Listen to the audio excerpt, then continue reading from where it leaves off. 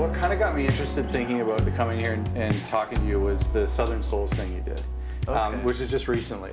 And it was some of the stuff that you were saying about like the different, how you got into audio, and something I thought was really funny, and maybe you can kind of talk about it a little bit, was how when you were in Harlem Pepper and some of the studios that you recorded in, like down in Nashville, but it was before you were interested in recording at all. And I had no clue what was going on. So tell me how you got into recording and how you got into a space like this.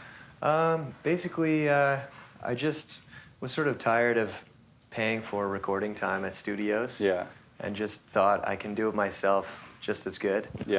Which I can't, but my friend Sean from Boxcar found this tape machine. And, cool. And he gave it to me, and ever since then I got hooked, and I've been collecting and just focusing on my own recording ever since. On the podcast, you said you found in the garbage, or was it? This was out. Yeah, this was in the garbage. This was out for the garbage. Oh my gosh. And so my friend Sean, and it's heavy too. So he carried it like 3 blocks. Here in town? Yeah, in Hamilton. Man, that's the thing. Like I was talking to Ben about this just yesterday, about how like we fantasize about finding stuff in the garbage or at Goodwill, really good gear. Totally. And I feel like in this city that probably wouldn't last on the curb for more than 10 minutes. You think so, eh? I don't know. There's a band called Blackie and the Rodeo Kings, and we toured with them a few years ago. And one of the guys found one of these Gibson amps at a garage sale. Really? And the lady thought it was a broken air conditioner. No So he way. got it for like $10. She's like, man. It doesn't work. The air conditioner's broken, but you can have it. My thought would be like something like that, where like you go to a yard sale and like some lady is like a widow or something, and her late husband had a studio in the basement, and she just wants to get rid of it all or something. That's the dream. That's the dream. That is the dream. Until then, we have to pay insane prices. Pay a lot. So you got this. He got it fixed up. Did Sean get it fixed up, or? My friend Tristan at Catherine North fixed it for me. And then he suggested this board to match with it. Okay. So this is an old Soundcraft board. And where did you get this? From Tristan. Oh, okay. So he actually had it, and he fixed both up and built me a snake, like a snake that matches everything. Yeah. Because it's funny, because like these have been in the garbage. They've been in high schools and churches and old radio stations for 20 or 30 years, like where they've been, even the last 20 years, they've been unwanted. And so you think, I'll grab this and I'll make a record. But there's a lot more that goes into it, right? Like, totally. You can't just get that in here and we start making a record. Yeah, exactly. You probably thought you could. Totally. Tape costs a lot of money these days. And to get a proper snake and just to get everything calibrated properly, it takes a lot, but it's worth it, man. And I mean, we didn't really grow up in the tape era, really, when we were first getting started. But like, there's a sound, and you can talk about it. There's a sound about analog, obviously, that is great, and there's something about it. But when you get stuff that's been abandoned and is used, it sounds too bad, right? Like, there's a point where it's like, okay, listen, this has character, but it's just like way too much hiss. Or like, it just doesn't sound good. Yeah, it's true. Like, I remember the first time we used this machine, it hadn't been fixed yet. And we tracked drums, and when we played it back, the drums were just totally out of whack. Really? Like, it was just... Like, it affected the timing, It affected the timing, so everything was delayed. So there was really no chance you could actually record anything. But it does have a sound. It's a great sound. Yeah, for sure. Well, I've heard some of the stuff you've done with it. So, honestly, like, I have no clue about how tape works. Honestly, I don't even understand the channels, and it's a little embarrassing. But, like, can you explain, like, how does the system work? Yeah, absolutely. So this is an 8-track machine. Okay. So basically you're limited to, when you're making a record, to 8 tracks. So we usually do the drums on the first 3. Okay. So to isolate and record a track, I would hit this button here. So you can record as many as you want. Okay. And would that represent like 3 mics? Exactly. Okay. So then I would go over here to the board. and I would use these 3 XLR inserts. Okay. And you know, I sort of use some EQ here and stuff, but generally we just send it right into the board. Yeah. Make sure your levels are pretty good, and then it comes back. And these would be arms, so if there was mics in there, you would see, without having to hit record, you'd see what your level is? For sure. Okay, cool. Yeah. I mean, I can play you some drums we just tracked today, too, if you want. But, yeah, and then the other thing, too, is like, I mean, the first time I got this, I just couldn't get it to record. I was hitting this, and nothing was happening. Yeah. I was like, oh, it's broken, it's broken. But you always have to hit play and record at the same time. Oh, okay. For it to actually like old cassette players were kind of like that. Remember, you'd hit like... Yeah. Yeah. So anyways, just the little things that you figure out. Totally. And then just, like, if you want to, like, load up a reel, what you do is... It's pretty simple, actually. You just sort of pass it through. These are the tape heads here. Okay. So that's what actually records the sounds. How often do you have to get something like this cleaned or serviced? Or? I usually clean it myself just with okay. Q-tips and a little rubbing alcohol on the tape heads here. Cool. So it doesn't take that much work. And then, so it's pretty easy to arm. And then here are the drums we tracked today.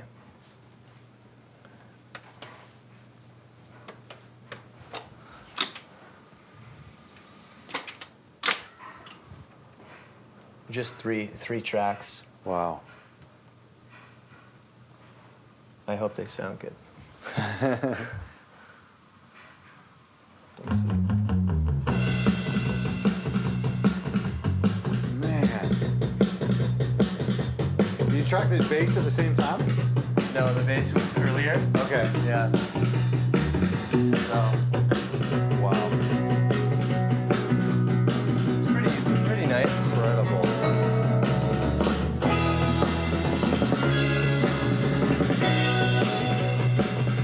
But yeah, the drums. I mean, it does the trick with It just sounds so good. 3 tracks. Yeah. So good. How much EQ do you do up here? I usually EQ. I'll EQ the snare quite a bit. Yeah. So that's pretty EQ. Okay. So what 3 mics would you use, and how did you place them?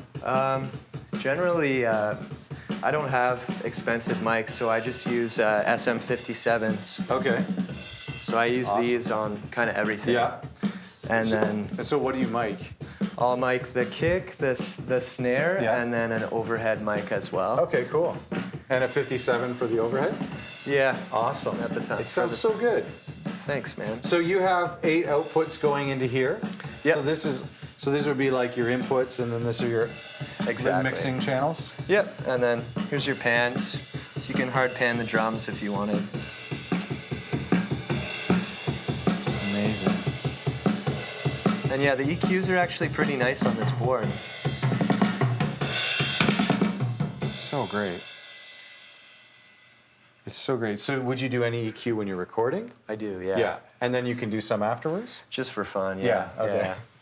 So then what? What happens where would you mix it? Do you mix it in Pro Tools or? Generally, I'll take the tracks and I'll send them to my friend Howie Beck, Oh, okay. and he mixes the tracks for me. And Cool.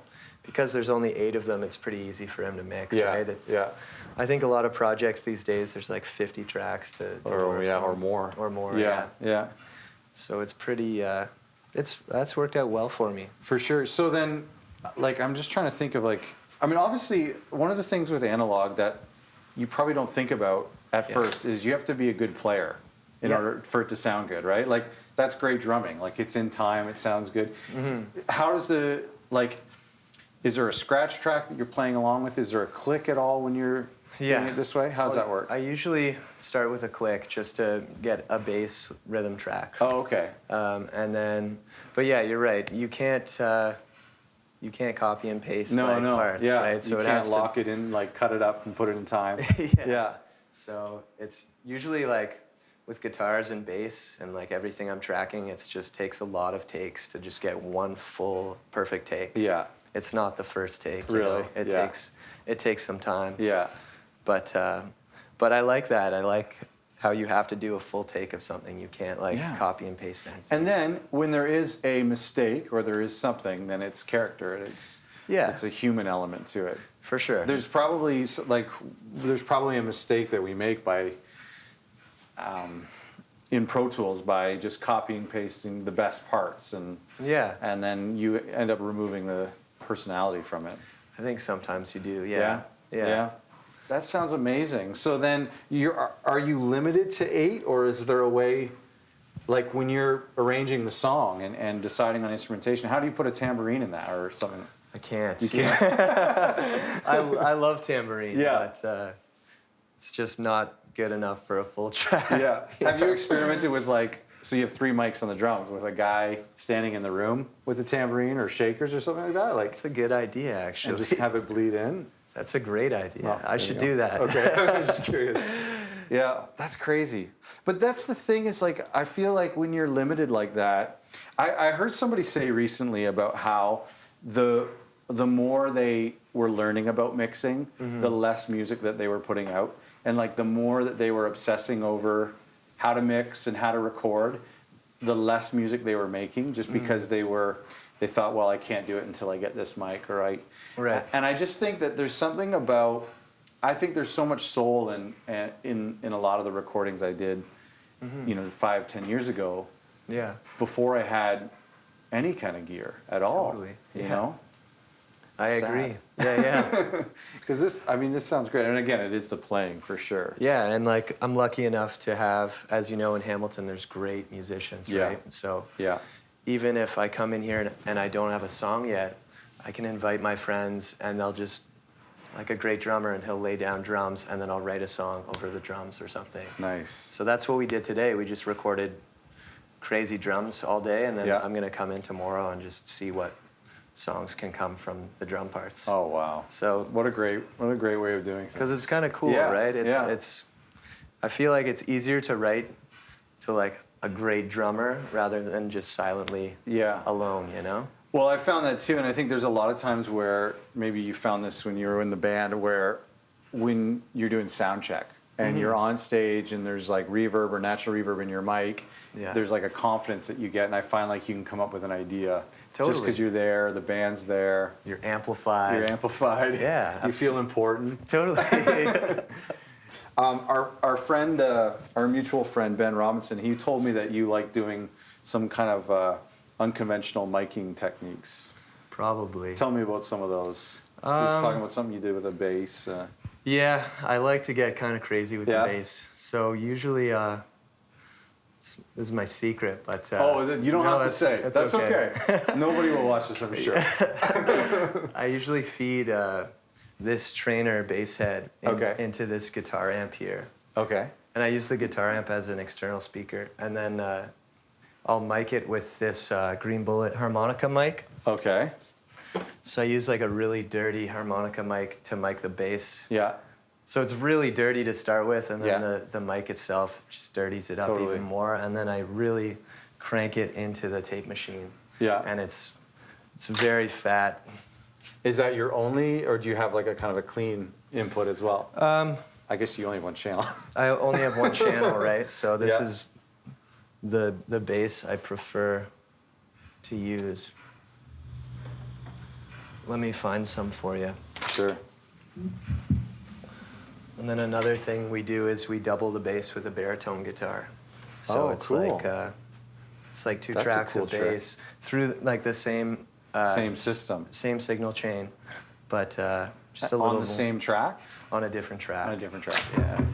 So this would be the two basses.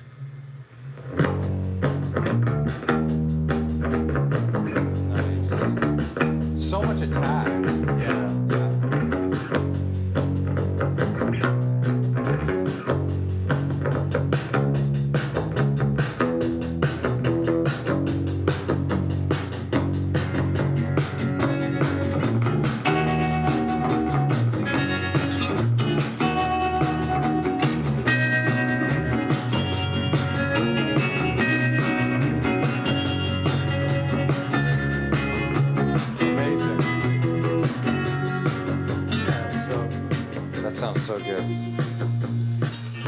sounds so good. Yeah, I love it. Well, and the funny thing with bass is that you realize that, like, when you have endless options and you do a couple different channels of bass and you go for that big boomy low end sound, it doesn't really sound good in the mix. And you listen to old records and the bass sounds like that. It doesn't have a lot of umph to it. It's just a nice attack. Yeah.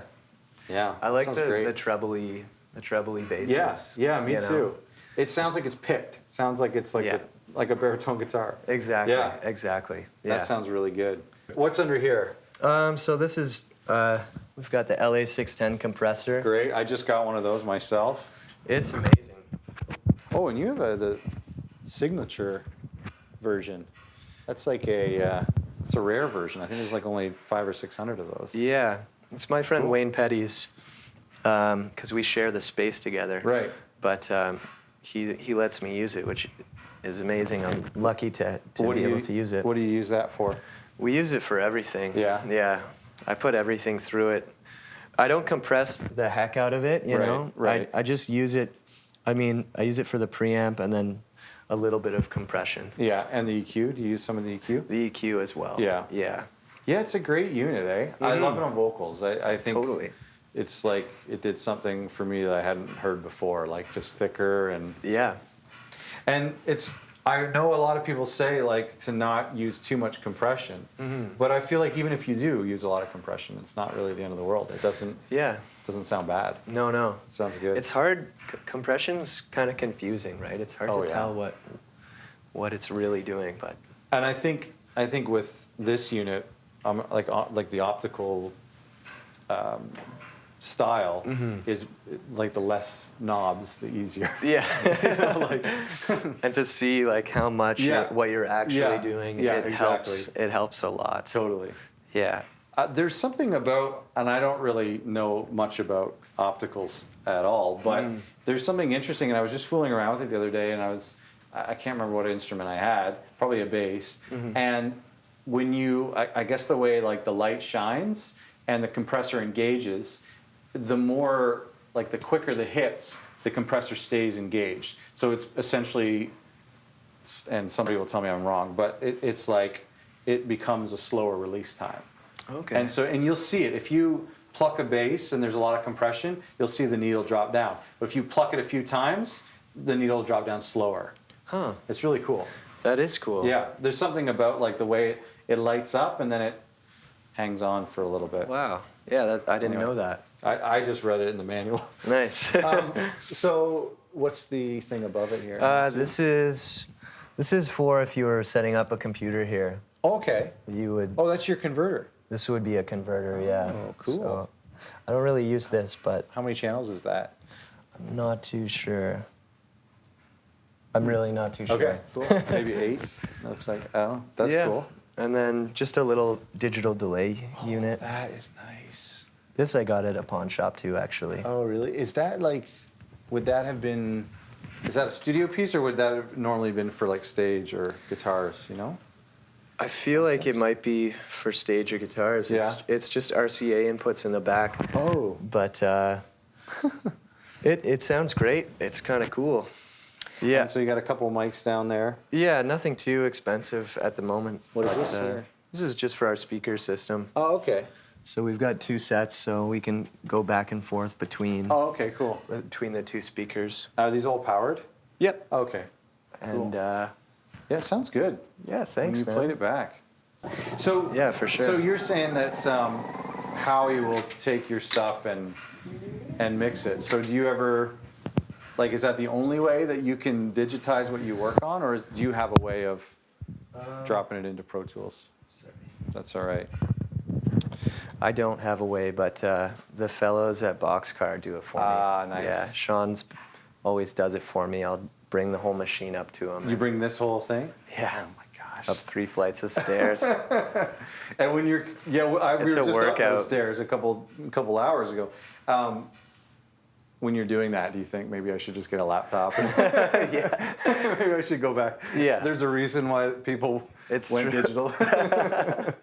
It's true. That's such a great story, though, to think that you make a record and then you walk it up I flights haul of it up. stairs like Yeah. it's an amp or something. It's heavy. It's worth it, though.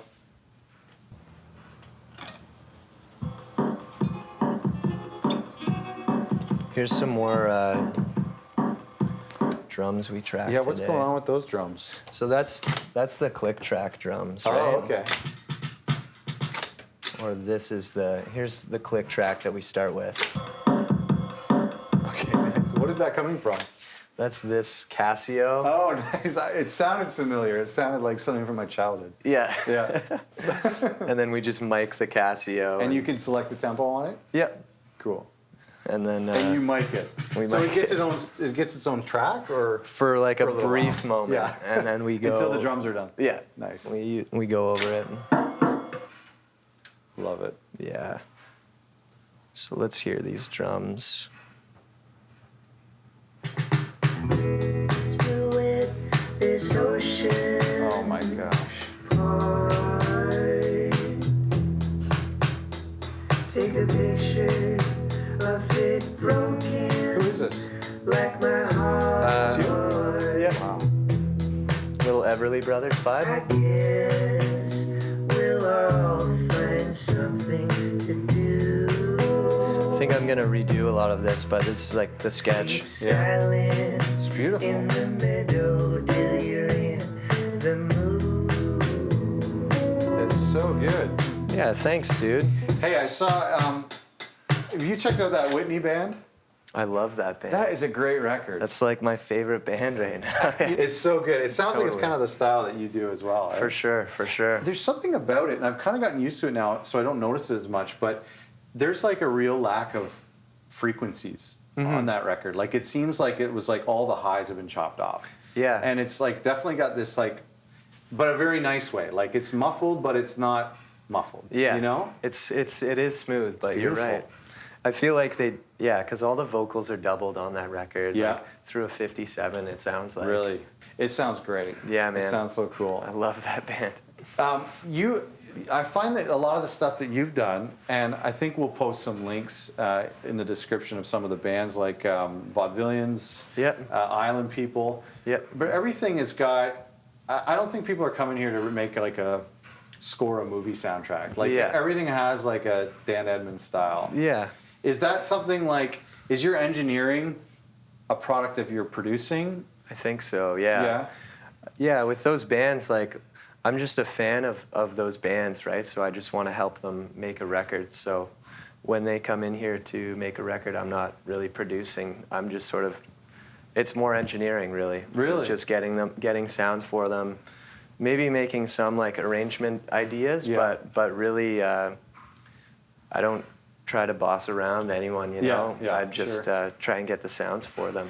But I just find that like the sound that you have here, even just what you've played, is I think like over time, like after a couple of years of the records you release, people will know where it's made. Oh, cool. Just because it has, like, nobody else in the city is doing that kind of sound. Cool, yeah. I think it's great. Yeah, I feel like, the people who have come here for a reason, just because we Yeah. have a certain vibe that we go for. So it started with the tape machine, but how did you kind of get interested in the recording process, like aside from just like trying to save money? How did you decide, I'm doing it, we're getting a space, I'm going to start collecting gear? Yeah. I think just the bedroom got too packed with Yeah. things, and I just wanted to have my own space Yeah. that was quiet, and my parents weren't around, Yeah. you know? And do you do like writing in here, rehearsing, everything? Yep, Yeah. we do lots of rehearsing, lots of writing. That's cool. Yeah. That's great. Can we look around? Sure, yeah. So you share this space? Yep. So I share this space with Wayne Petty. What is this here? This is a cool Acetone keyboard. So warming up. Yeah, let's let her warm up. Nice. I'll get a chord.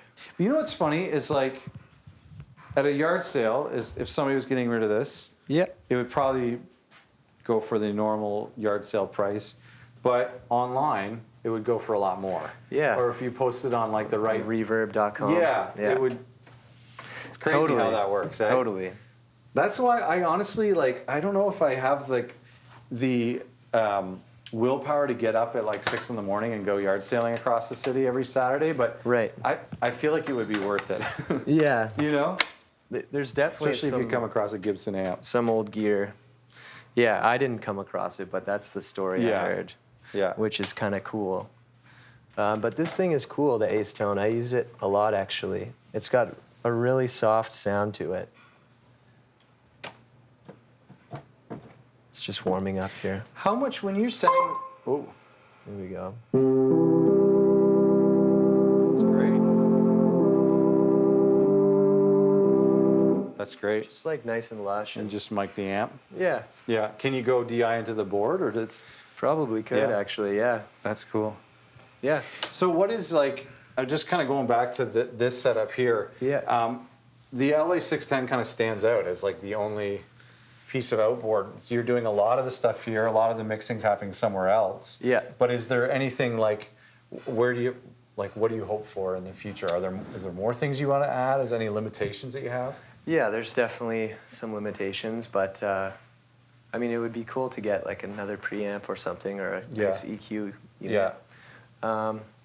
Usually we just use the machine as like our master manipulator of sounds, you know? It just sounds so great. Yeah.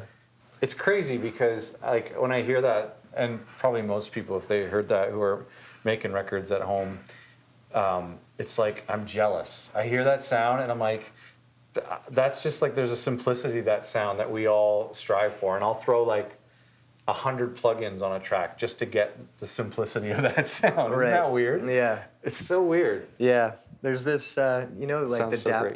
the Daptone label. Yeah. They put out like Charles Bradley and Okay. Sharon Jones. Okay, yeah.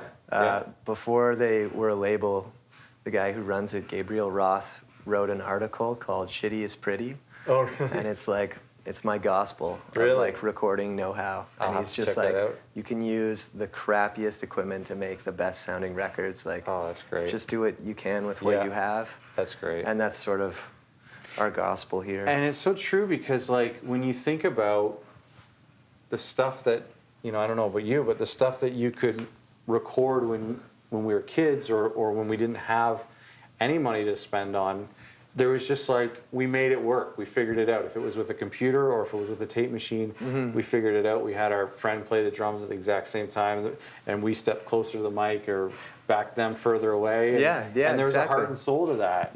And I feel like more and more tools just kind of complicates things. Yeah. I would I'm going to agree. go home and really rethink things Yeah. and sell everything. I've seen you use this bass. Is this the bass you use? Yeah. Yeah. This is my friend Wayne's bass. I think it's like a 93 Okay. P bass, so it's not crazy old. Yeah. But the strings are like from the 90s, so the flat wounds are like, Nice. they're nice. really like dirty, Yeah. and they sound amazing. And they give that kind of that dead sound too, and a little Totally. bit of that attack. Totally, yeah. Sorry, can I grab this Hofner here? Yeah, for sure. So, I was actually thinking when I was listening to the tracks that it had that kind of a Hofner sound. Have you used this for bass, or do you mostly use a Fender? I've used that one too. This is interesting. I've never seen one like this. That's so that's Paul's from Cuff the Duke. Paul and- McCartney. different Paul. Different Paul. But Different Hofner. if you play it, like it sounds like a bass. Is it? It did you sounds make like it? how a bass ought to sound, Yeah. even before you plug it in. Yeah, that's true. Yeah. That's true. Yeah. You know, it's amazing. Are these flat wounds Those too? are flat wounds too. Yeah, That's really cool. that's a beautiful bass. It really is. Yeah. I've been thinking about. We just rented a Hofner for Tim of the Braves record. Oh, cool. And there's a. I just feel like it's such a great sound, and maybe it's the flat wound, but even playing with a pick. Yeah. And it's again this kind of what we were talking about, the low end. I just don't feel like the low end is really necessary. Like Yeah. I low end. I mean, somebody who's smarter than me could maybe talk about it, but like I feel like low end just happens naturally. Like every instrument has a little bit of it somewhere. And so for a bass to sound, just to cut through like that, Yeah. especially you're doing, I was thinking about when you were doing the head and then through a guitar amp and then the harmonica mic, it's like that's pretty much what people do anyway because they distort it. So they take like a clean signal, then they sans amp or they put some sort of plug-in that gives it Distortion. a distortion. And that's, Right. so you're just doing that on the way in. That's Yeah. really cool. Yeah. It's just like to mess with the tone and And yeah, you're right. I don't like basses that are like super boomy and bassy. Yeah. Well, in the music we listen to, I mean, going like back to that Whitney record, you think back, and no offense to the bass player in that band, but you're not really thinking about the bass in there. No. And every once in a while you hear a lick. I like bass. I think you're the same way. I like bass where you can't tell if it's a guitar or bass. Mm-hmm. And there's a lick playing, and it's like, is that a guitar or is that a bass? I like that a lot. But you know, the music, the records we listen to, and even the records made 20, 30 years ago, it's not these records that fill out the bass in our car. We're driving down, and it's like pumping like that. It was never that type of role. For sure. Yeah, it's not like the hip hop records now where the bass is huge. Yeah. Which is still cool, but that's totally different. It's a different thing than what we're going for. Yeah, for sure. I love that. This acoustic, a Gibson. This is actually an electric guitar. That's what I used to play in the band. Harlem Pepper? Yeah. I want that to fall over. Who's that there? That's Lucinda Williams. Oh, nice. And then Gordon Lightfoot's right here. Cool. So yeah, there's a few signatures. It's been beaten up pretty bad, but it's a great sounding guitar. And you use this. What did you play in the band? I thought you played keys. I played keys and that guitar. This, That's cool. When you're doing acoustic for your, I heard a couple acoustic tracks on. Did you use this? No, I used an old Gibson. It's not here right now, cool. but I think I maybe saw that last time I was here. Are those your pedals over here? No, those are actually Wayne's. Oh, okay. They're pretty nice that way. Yeah, some great stuff. Yeah, so this is Wayne's board. Nice. He built it himself. He builds all his own cables and. Oh, cool. So yeah, I think he built that. I think this thing here, is this like a tape effect, or maybe it's another one by these guys? I can't really tell. Wayne has one of those. Yeah, I've seen one of these before. This thing is nuts. Yeah. That's really cool. Yeah, totally. Phase 90, I'm dying to get a Phase 90. I've been looking for one. Sounds great. Yeah, they're great. I really like kind of like a 80s electric guitar sound. That's kind of the sound I'm into right now. I don't know why. That's cool. I think and it's funny, somebody was saying like chorus effect is something that like 10 years ago, maybe 5 or 10 years ago, people weren't really into chorus. It was like super cheesy. Now everybody loves it. Yeah, it's the 80s sound. Yeah, totally. I'm the same way. Yeah. Yeah? Yeah. You like it now, or you? I do. Yeah. It's a guilty pleasure, I Yeah, guess. for sure. I just saw that Boss is reissuing the CE2. Okay. And it looks like the old one and everything, except it has a stereo option. Okay. So it looks kind of cool. Nice. But I think they're probably sensing that people are liking the old stuff and going back to it. Yeah. Have you seen those little pedals? I think they're called Moore pedals. Yeah, or I have a something. couple of those. Yeah, those are cool. Yeah, they're great. So when you've got a record coming out, when is it? Like the fall? It comes out October 8th. Okay, cool. Yeah. I'm excited for that. And that was all done on here? Yep. This machine? Yep. The same setup. If you're touring, how do you? Sorry, these cables are. That's all right. Couldn't afford wireless. How do you tour to get that sound? That's a good question. I mean, I feel like if you play live, it'll sound a little better. Like we can't use like sidechain compression live or anything, right? Yeah. But I mean, a lot of times I'll ask our drummer Jay to put a T-shirt over his drums, Right. just to get that sound. Yeah, totally. Or we use pretty small guitar amps, and we use like a guitar amp for the bass too to get that sound live. That's cool. You know? Yeah, I find that's kind of a struggle, especially like if you've got a track that you've done a lot of work to in some like more modern music or more modern sounding music. They've got multiple plugins or a couple hundred tracks in Pro Tools, and then you're playing live, and how do you recreate that? You know, you've got a guitar that's going through a pedal, but then it's also going through Echo Boy and a couple other things, or it's doubled. Right. And then how do you get that sound across? I mean, maybe the answer to that is just don't record it if you can't reproduce it. Maybe. Yeah. You know, I try and strip the song down to as best as it can be in the recording too. Yeah. So that it's not impossible to pull off live. Yeah. You know. How do you record electrics? Generally just through this little 5-watt National amp. Okay.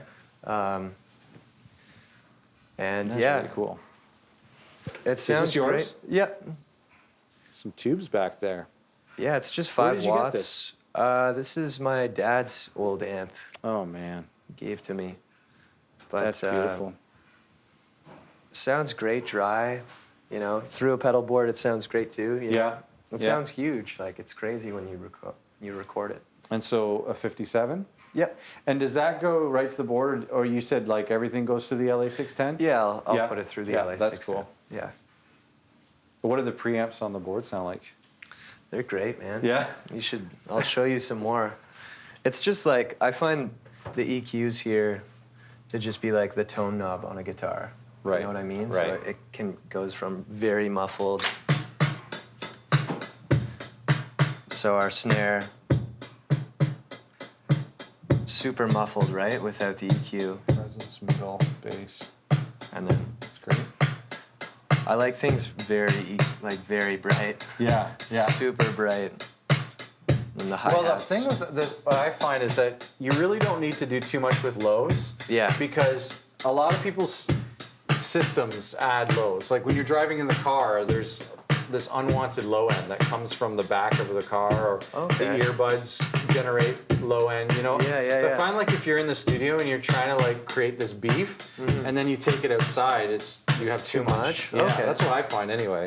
Yeah. I just, for my ear, I like things really bright. Like, Yeah.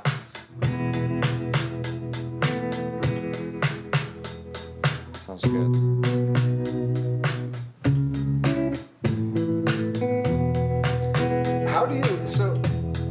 How do you take something home to listen to what you worked on? You don't. I don't.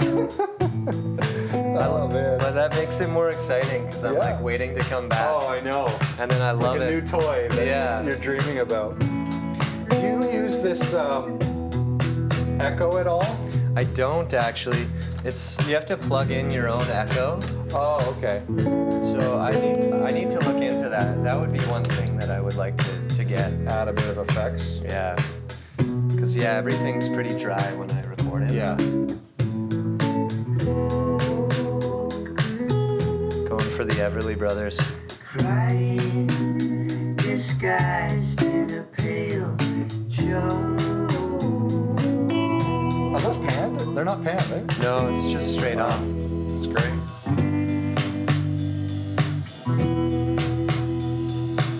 But yeah, I pan the drums to the left and the guitar to the right. These are your 3 drums here? Yeah. You want to mess around with them? Oh yeah, sure. So this is so this is snare here? Yep. And then what was this? The kick. Cool. Kind of distorted. Yeah. And that's like your overhead? the Where do you room put mic. that approximately? For this track, I put it actually on the hi-hats because the whole track was the hi-hats. Okay, cool. And then I love that you pan it. That's great. Yeah. This is more drums we did today. Let's see. I wonder where oh, there's the kick. Oh, okay. Oh, you did 4 tracks today? No, this is just, this is nothing yet. That was my fault. Oh, okay.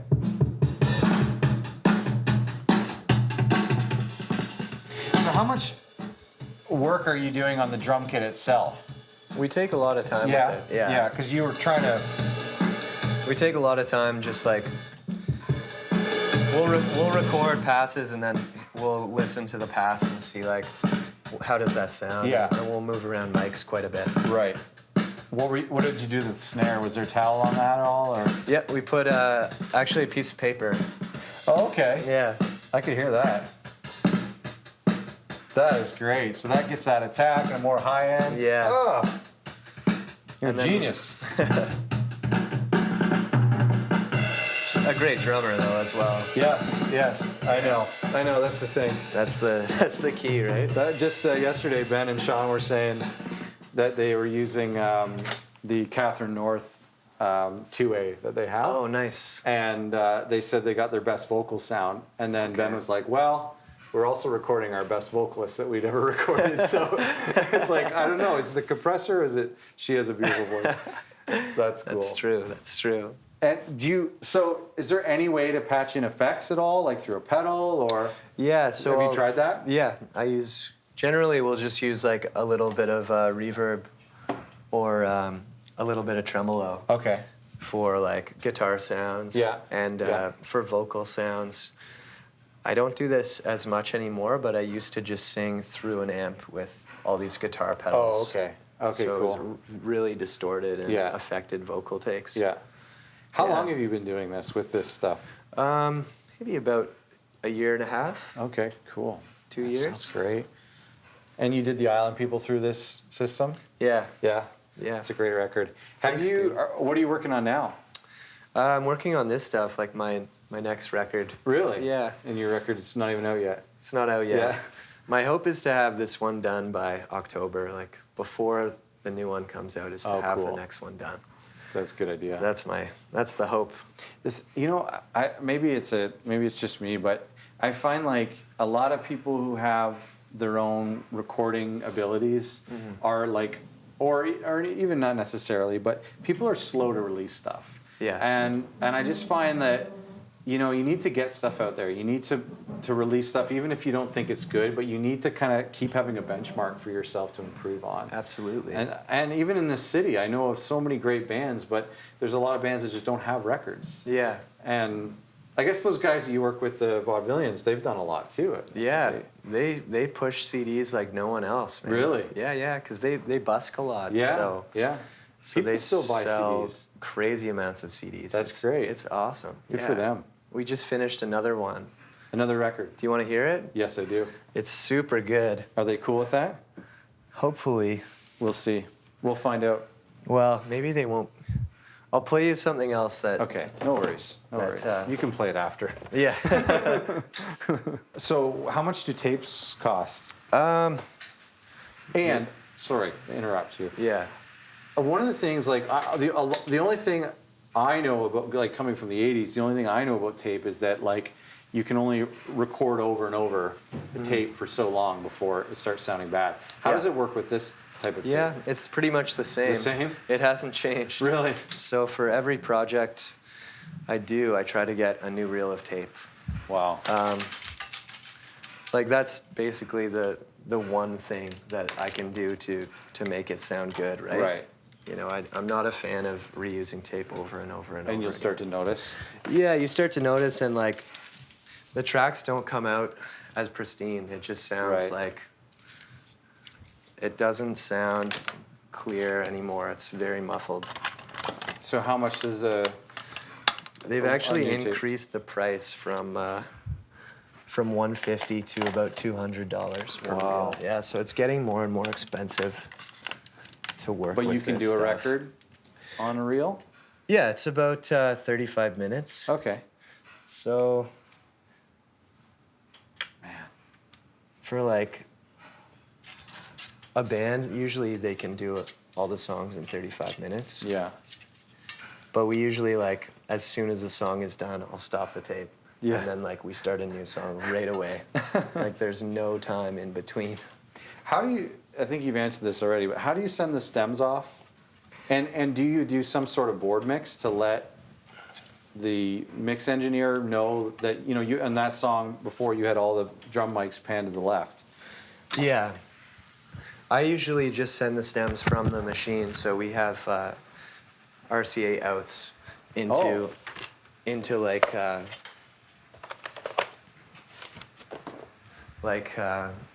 at Boxcar, they're able to bring it into Pro Tools from the machine. And then do you do any sort of mix at all to tell them what you have in mind? Yeah. Yeah. I mean, they're pretty good at figuring out what sounds good and what I like. Yeah. But yeah, we'll pan stuff, and Sean will do a lot of it, just EQing and fixing stuff, and Nice. he's really, really good to us. That's great. Let me find the track. Sure. Oh yeah, that's the track. So this is a song I did with my friend Brad Germain Okay. from the Dinner Bells.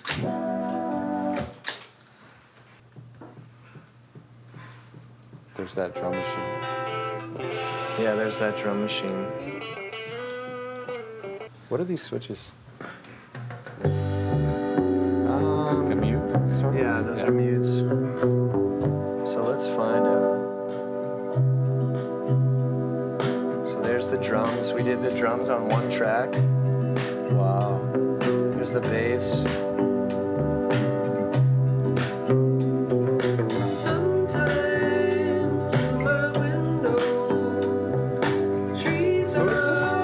This is myself and Brad. Oh my gosh.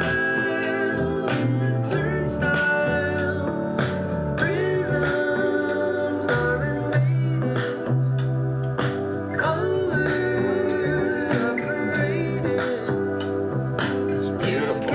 Thanks.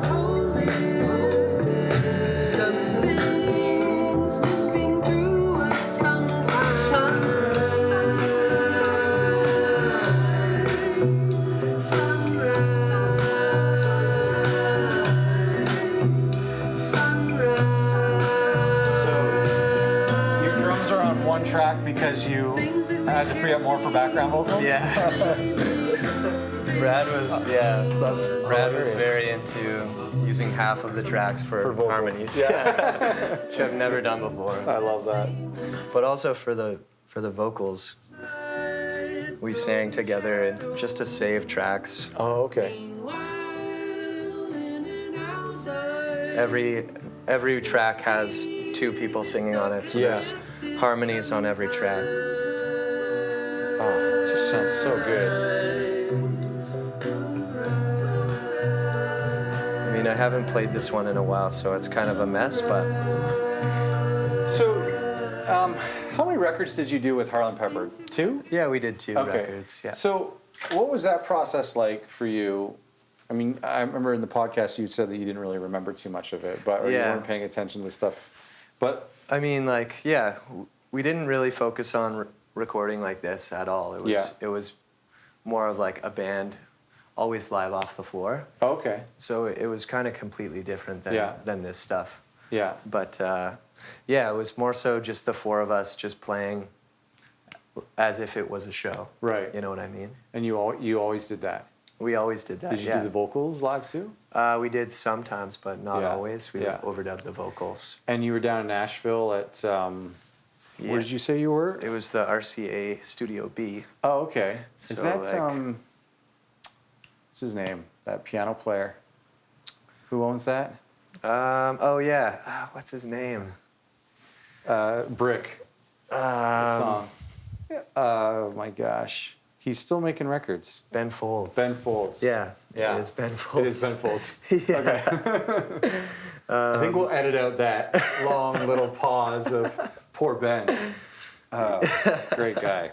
Anyway, Yeah, it was an amazing studio. it's nice. It was amazing. Like the song Jolene was recorded there. No way. Nashville Skyline was recorded there. How did you guys get hooked up with going down there? We became friends through Thompson's dad with a guy named Colin Linden, Oh, okay. and yeah. he Yeah, lives from in, Blackie and the Rodeo Kings. Yeah, and he lives in Nashville, so he hooked Great. us up with that studio. And Great. it was amazing. How many days were you there? I think 10 days or 7 days. Yeah. Quite a Wow. long period of time. Really, for live off the floor. Mm-hmm. That's great. Did you record more than you released? Yeah, we did. Yeah. Like a lot of times we would stay after the sessions, like just because it was a beautiful room to work Yeah. in. So, like after the day of recording, usually like people would go home because they're exhausted. Yeah. But we all stayed and just played music. It was No really way. fun. That's Yeah. great. To think to go back there now that you're doing this kind of stuff too, right? Yeah. Just to think. I wish I knew what we know. were recording. I know. I feel the same way. There's been so many times where I've been in a room with great gear and haven't Yeah. paid attention at all. Yeah, we had no idea. Yeah. Too busy eating peanut butter and jam sandwiches in the control room. And Yeah. Well, listen, man, this is a great sound. I won't keep much more of your time. I know you got a rehearsal coming up. Yeah. But it's a great room. It's a great space. So your record's coming out in October. yeah. That's cool. And you're doing vinyl for that? Yeah, it's gonna come out on CD, vinyl, and cassette. Nice. Yeah, nice. all three. That's good. I Yeah, love man. it. Well, you have to do cassette if you're starting on tape. We gotta. Yeah, exactly. I feel like any record that's done in here, it's a shame to have it go to Spotify or to iTunes. No offense to those guys, Yeah. but like it feels like these records need to be on vinyl For sure. You know, Yeah. for sure. So your record would be on vinyl. Yeah. And how was it? It was mixed, and then who mastered that? A guy named Phil Bova mastered it. Okay. He did Cool. all the Bahamas records and Feist Wow. records. Nice. And he saw our old band Harlem Pepper, and he was a fan. So Nice. we lucked out in that way. That's cool. Yeah. Yeah, well, I can't wait to hear it. Cool, It's going man. to sound good. We're going to put some info and about Dan and about the studio, and throw some pictures up as well. Links to his new record. But thanks a lot, man. It was Yeah. great to. This is like my second time officially man. meeting you. But, Yeah, man. Thanks for coming. I want to come here and make a record. Oh, I want to stay and you listen should. to more records. Sure, once yeah. we shut these things off. Okay, thanks, man. Yeah, thank Appreciate you. it.